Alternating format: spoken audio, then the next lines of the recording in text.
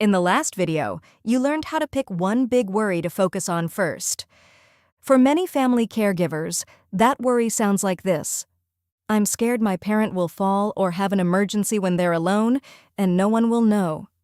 If that's you, you are not dramatic. You are paying attention. Let's start with a simple picture. Imagine your parent at home. They walk from the bedroom to the bathroom, they trip on a rug or get dizzy or slip on water. They're on the floor. The phone is in the other room. You are at work, or asleep, or in another city. What happens next? For a lot of caregivers, that question plays on a loop in their mind. But that leads us to a new question. Is there a simple way for them to ask for help, even if they can't reach the phone? That's where medical alert systems come in. You might hear people call them help buttons or emergency buttons. Here's the kid-level version. A medical alert system is a small tool your parent wears or keeps nearby. If something bad happens, they press one big button to call for help, instead of trying to reach a phone. Let's walk through, step by step, how a common medical alert system works. How a basic home system works. Picture a small box that sits in your parent's home. It plugs into the wall and connects to the phone line or the internet. Now picture a simple button they wear. It might be on a necklace or a wristband. Here's what happens in an emergency. Your parent falls or feels very sick. They press the button. The box in the house connects them to a helper through a speaker. The helper talks to them and asks what's wrong. If needed, the helper calls 911 or calls family members on a list you set up. That's it. One button, one place to talk, one person whose job is to get help. Some systems work a little differently, but almost all of them are built around one simple idea. If I press this, someone will know I need help. But that leads us to a new question. What about when your parent is not at home? Home-only versus on-the-go systems. Some medical alert systems are for inside the home only. They work best if your parent spends most of their time at home and stays fairly close to the main box. Other systems are on the go. They can work outside the house like a small cell phone just for emergencies. They might look like a small device they wear on a lanyard, a watch-style device on the wrist. These usually have a built-in speaker and a tiny microphone.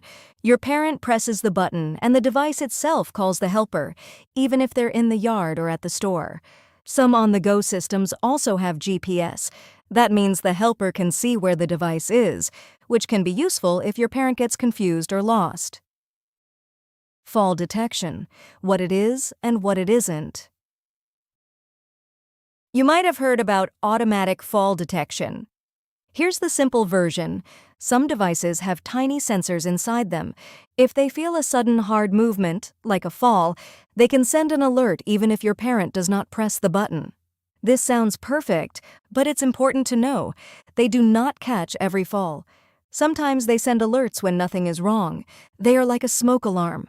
Very helpful, not magic. So think of fall detection as extra backup, not a reason to stop talking about safety at home. What to look for in a medical alert system. When you're brand new to this, every device looks the same. Here are some simple things to pay attention to, in plain language. Is it easy to use? Big button. Clear shape. Your parent should be able to press it without thinking hard. Is it comfortable to wear? If it's itchy, heavy, or ugly, they are more likely to leave it on the table. Let them help choose the style if you can. Can it get wet? Many falls happen in the bathroom. A device that works in the shower is a big plus. Who answers when they press it? Does it go to a live person who talks to them? Does it call 911 directly? Does it call family first? Does it work where they live? Some systems need a landline. Some need cell service. Make sure it fits their home and area. Is there a simple way to test it? It helps if there's a test button, so your parent can practice without feeling scared. You don't need to become an expert on every feature. You just need to know which parts actually matter for your parent's daily life. Common worries and how to think about them. Many families have the same doubts. Mom will never wear it. Try involving her in the choice. Let her pick the style, the color, or how she wears it. You can say, "This isn't because we don't trust you. It's because we love you and want you to stay in your own home longer." Make it about independence, not control. It feels like calling her old.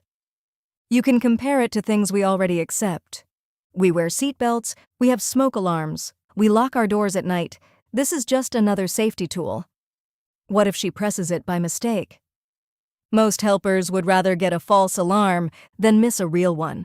You can tell your parent, if you ever press it by accident, that's okay. We can apologize together. We would rather be safe than sorry. I'm bad with tech, I can't set this up. Most systems come with simple steps. If you feel stuck, ask a friend, a neighbor, or a younger family member to help set it up and test it once. Remember? You don't have to run the technology day to day.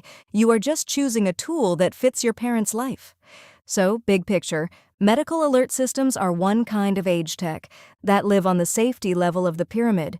They don't stop every bad thing from happening, but they can turn a silent emergency into a call for help. For many caregivers, that alone is worth a little less sleep lost at night. But that leads us to a new question. What about stopping falls from happening in the first place? In this video, we talked about getting help after something happens. In the next video in this series, we'll talk about preventing some of those emergencies. The next video is called Fall Detection Devices for Seniors: Simple Ways to Reduce Fall Risk at Home. We'll look at where falls really happen at home, simple changes and tools that quietly lower the risk, and how to talk about safety without making your parent feel weak or watched. For now, here's one calm question to hold. If my parent needed help and couldn't reach the phone, what would I want to happen next? In the next video, we'll keep building your safety plan, one simple step at a time.